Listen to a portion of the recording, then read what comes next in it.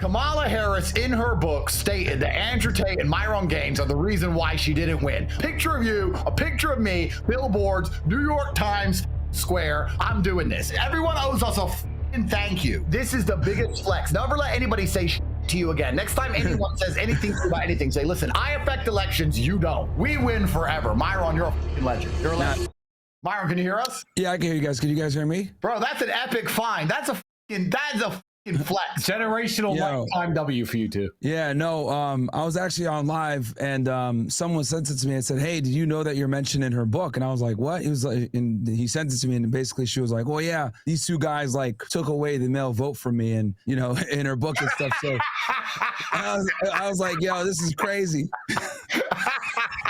I was like on stream and so they said it to me and I'm like, what the hell? And well, number one, you know, I was shocked they were even reading that book, but I did hear from people that she was going to release this book and that she had like some criticisms for releasing too much information. You know, it was just really interesting. But yeah, dude, like it was just nuts to see. But you know, that era, you know, looking back on it, like that was the censorship era. Like that was one of the worst eras ever when it comes to censorship on the main platforms, you know, making masculinity a bad thing. It was just a completely cucked period. Completely cucked, bro. And there was only a few of us who were riding against it. One of the things I don't like on Twitter now, because it's cool to be conservative, all these conservative bros write their long tweets about how important it is that you love your wife and you cuck to your wife and you need to love your wife. That's all they talk about. And it's just like, bro, during the actual culture war, none of you people even piped up. You all sat still and shut the fuck up and took your thing because you were scared. It was only us two and maybe 2 or 3 others who were really gunning and riding and charging at the gunfire and suffering for it. Tristan and I were in Romania, which is a very corrupt country, so they caught us. Luckily, you were in America. But bro, they would have got you just the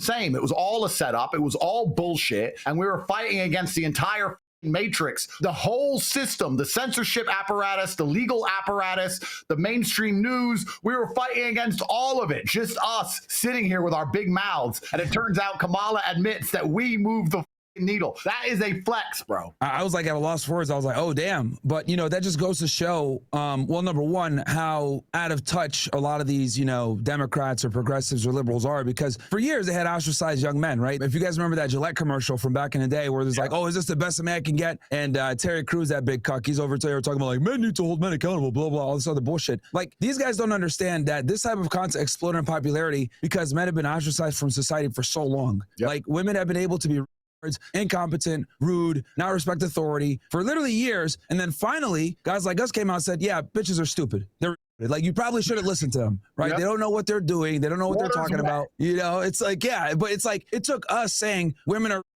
for people to say, you know what? You're right. Women are right? You're saying they can't drive. And people are like, wait, every time I got hit by a car, it was a female driver. These guys are right. So all we did was connect the dots to things that people already knew. And we were able to help these guys, like, you know, step up. Now, thankfully, I would argue like young men nowadays are more based on like, I'm a millennial. I know you guys are millennials too. Like our generation, it was cool to be a leftist or whatever. At least these young guys now, right? They're figuring out like, no, being on the left is good. Yeah, our generation was super.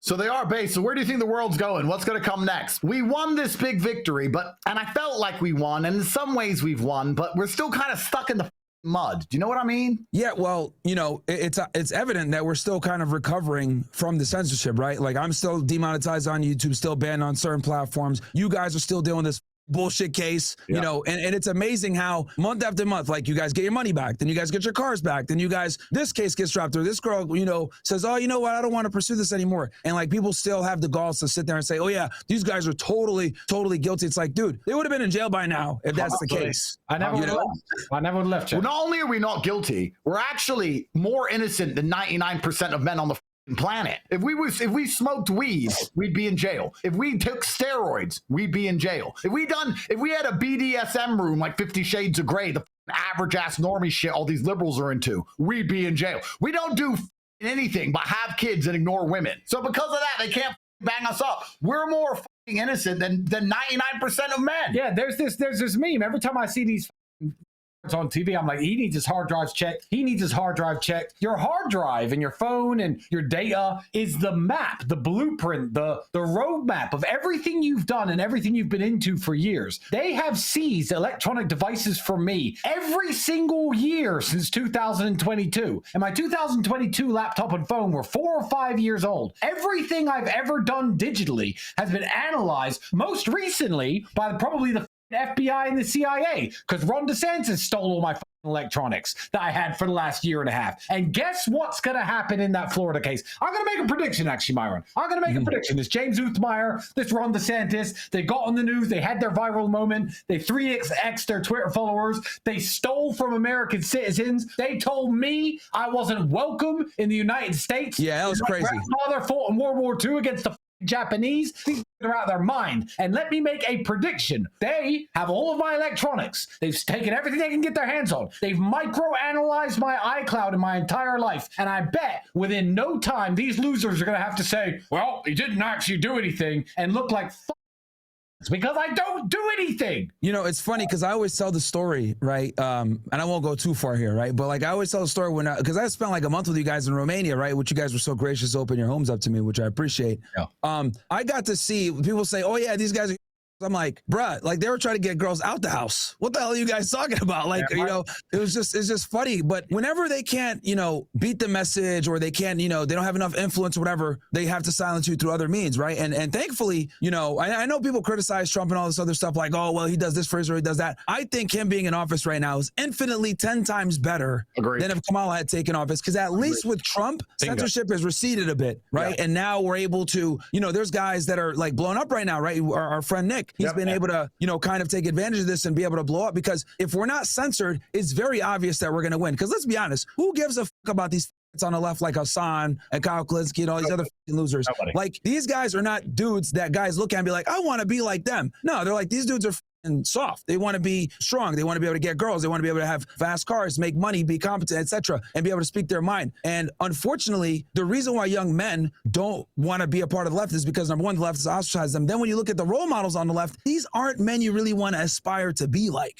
right? These guys just aren't cool. And yeah, like a lot of people criticize Trump for a lot of his policies. There's no politician in the world who would aspire to 100% of everything I agree with unless I ran for office myself. That's not how politics works. However, when you have a candidate, it doesn't matter who it was. If you have a candidate who says, you know what, the First Amendment is going to be respected. Freedom of speech, the Constitution, that's the bedrock of America. That is one of my initial issues. I'm going to make sure everyone can talk freely. That, despite anything else that candidate might say or do, opens up the ability for us to discuss other ideas. The ideas the candidate might not like, but we can shift the Overton window further. It may only shift a foot or two with his win. However, with the complete freedom of speech and the right to discuss ideas openly, every single issue on the American table in terms of what's wrong with our country can finally be discussed, and we can shift things further. So, and you know it's crazy too because like think about it, like with Trump, right? He dealt with the bullshit too. The Matrix came after him. Yeah,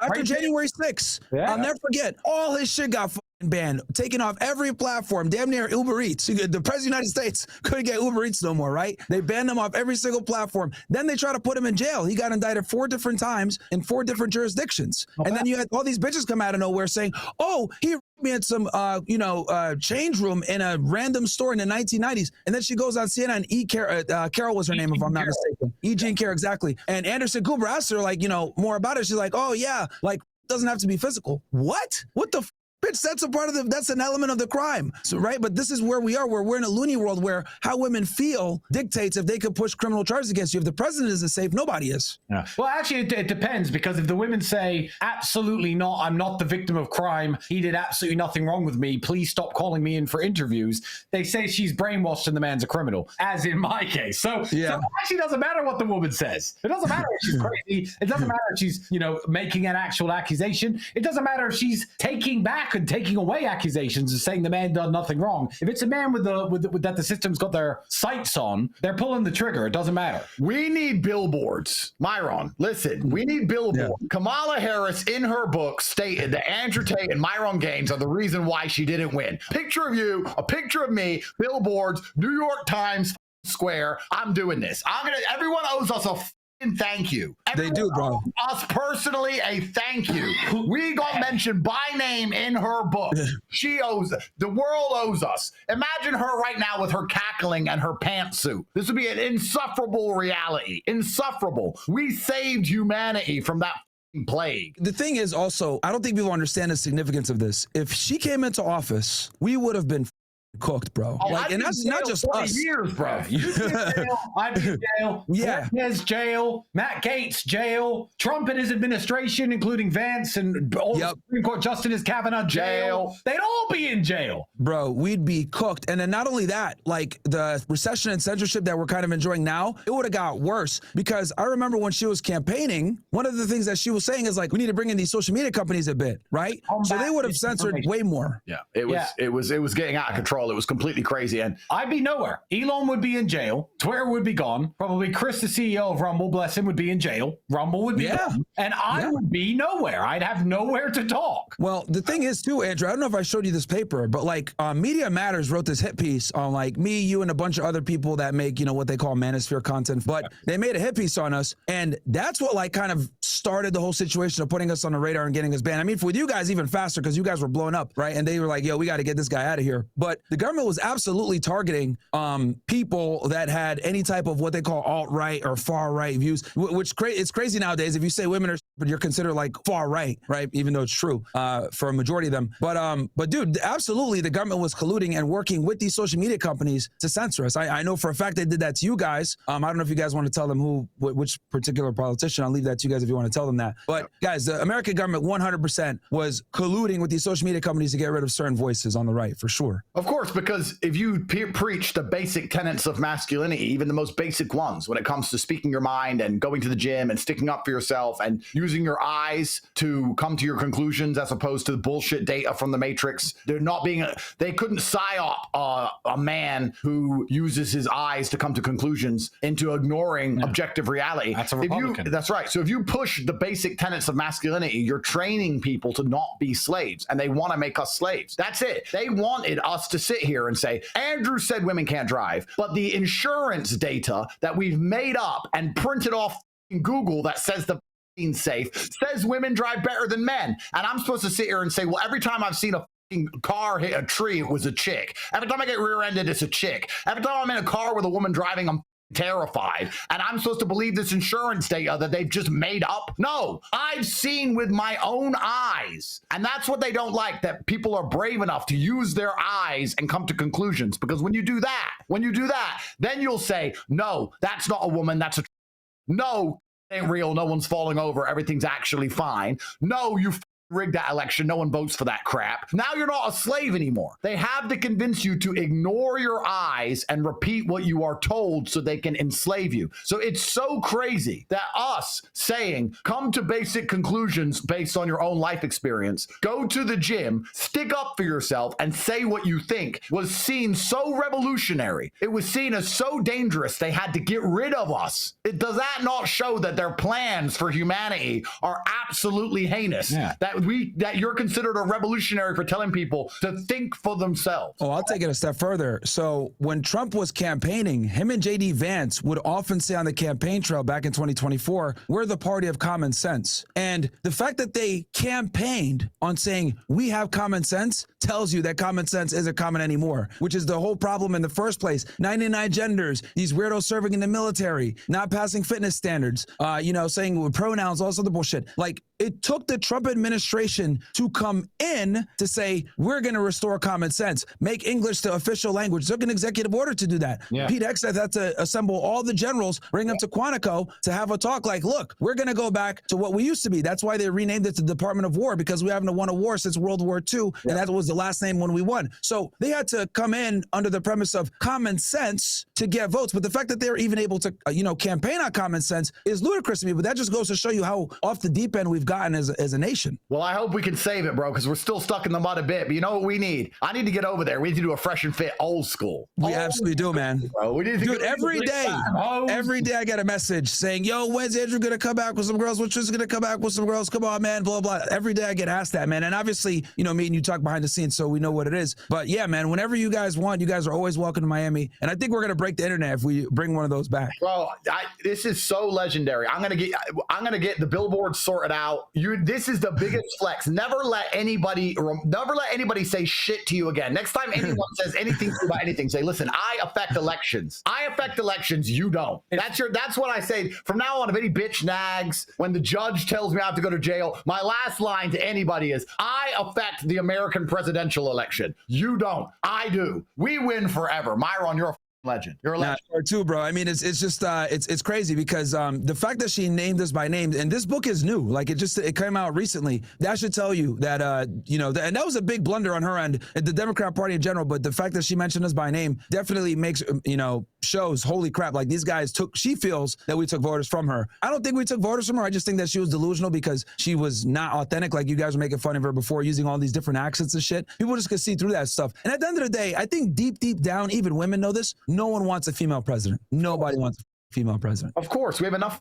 girl boss bullshit ruining America as it is. That's the last thing we need. But it proves that all the cases against us were manufacturers, so it's going to massively help us in the future. I think it's going to be very beneficial to us. So thank you very much, bro. We're going to move on from the subject, but I know you have a stream coming up soon. You're doing another stream. Yeah. I'll be on 9 p.m. Eastern Standard Time, but it's always fun to hop on and chat with you guys. And I'll hit you on the side, and we definitely need to set something up on your stream as well, because I'm going to talk about this forever. This is the biggest flex in history. This is hilarious. Oh yeah, dude. Everybody, people think I'm kidding around, bro. Everybody owes us. I'm dead ass. Everyone owes us a thank you, because like we were instrumental in keeping her out. And there's other guys too, I'm sure, that obviously told people don't vote for Kamala. There's a bunch of people on the right wing, but the fact that she mentioned us, I think that's a big deal. And then also keep in mind, like, we're not really like political commentators like that, right? So like, and we're not like in the tradcon Christian realm. So like, we were able to kind of come in and bring these guys that might not necessarily be as religious, or guys that might not necessarily be as politically inclined. And we told them, look, bro, you got to get out there and vote, because if you don't, even if you don't give a shit about politics, this woman's going to come in and fuck your life up. Well, that's why all the Christian conservative bros attack us and they hate us so much. And they say, because I don't love my wife enough and all this bullshit. But it's basically because they're jealous of our influence, because they don't realize that they're not cool. They're dorks. You're dorks. Nobody wants to be a pastor and sit there all day cucking to their wife. You think you're cool and you keep talking about the Bible. Nobody listens to you. Nobody gives a fuck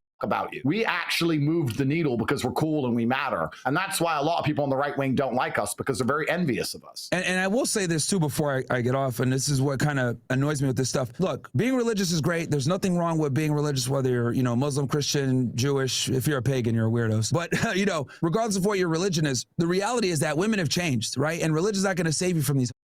So if guys aren't aware of how women move into a new normal, like, you're going to be cooked. Like, Jesus isn't going to save you. I would argue being a devout Christian hurts you when it comes to dating women and vetting them and finding a proper wife, because you're effectively handicapped, because the Bible doesn't prepare you, unfortunately, for what modern women are now. Testify. Yeah, man. It's just, and these guys hate us. Like, we're always getting, you want to be toxic like Myron Gaines and the Tate brothers and womanize, all this other bullshit. It's like, bro, we teach you guys this information so that you guys don't f your lives up by marrying a yeah, right? Literally, with these girls, who is it every single time? Every single time, it's some white church boy. It's like, yeah, my wife came to Christ. She's changed. She didn't change for shit. You think she's changed because you believe in Jesus's power to heal and change people. Now, I believe in Jesus's power to heal and change people within limits. There's no saving some of these hoes, Myron. There's no saving some of these hoes. It's true, man. And that's a big red pill that guys got to get over. Like, a lot of these women. And then now the other thing that's scary is that now it's a grift. It's a way that women make money. Like, a lot of these, like, they go through their OnlyFans whore arc, and then they say, oh, you know what? I'm converting to Christianity. Now I'm going to be a devout. They get baptized and then boom, forgiven. So like, now they have a financial incentive to sell that fucking bullshit purity. Oh yeah, they'll accuse you of ruin your life and then post the Bible 5 seconds later and pretend there's some innocent angel. These women are scandalous, G. But let's talk about hilarious. What's the last thing I'll say? Who's the NFL star that got the girl that you know what I'm talking about? Shannon Sharp. Bro, the day after she said, oh, I'm gonna be off of this thing, or I'm gonna get off the internet, what did she do? Post a picture of herself reading the Bible, bro. He's an innocent little clockwork, bro. Clockwork. Clown world. It's clown world, and simps enable it. It's completely crazy. We're going to talk about all this in person, man. Thank you so much. Absolutely, bro. Thank you for having me on, guys. This is flex in history. Let's never let anyone forget it. This is ours. Yeah, we saved America, bro. Yeah, we saved America, bro. We saved America. You're a legend. Let's go. All right, man. Later, guys. Peace.